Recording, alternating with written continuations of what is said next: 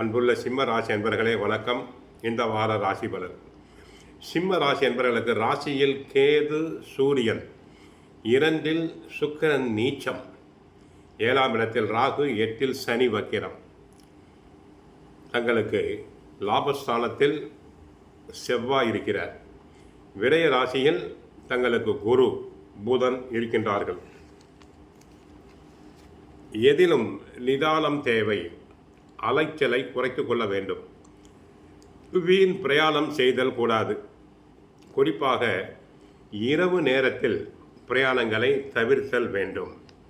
7இல் ராகு, 8இல் சனி என்பதால் கணவன் மனைவியிடையே தேவையில்லாத மனஸ்தாபங்கள் உண்டாகும். விட்டு கொடுத்து செல்வது நல்லது.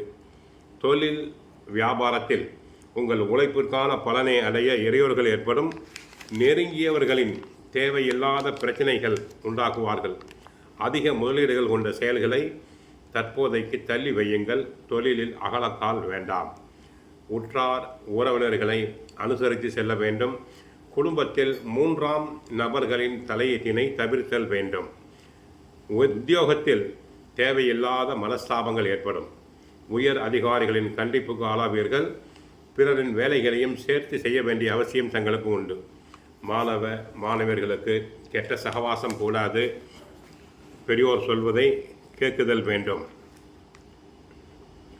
ராசிக்கு 2இல் தொழில் ஸ்தான அதிபதி நீச்சம் அடைந்திருப்பதை கவனத்தில் கொள்ள வேண்டும். அதாவது சுக்கிரன் நீச்சம் அடைந்திருக்கிறார்.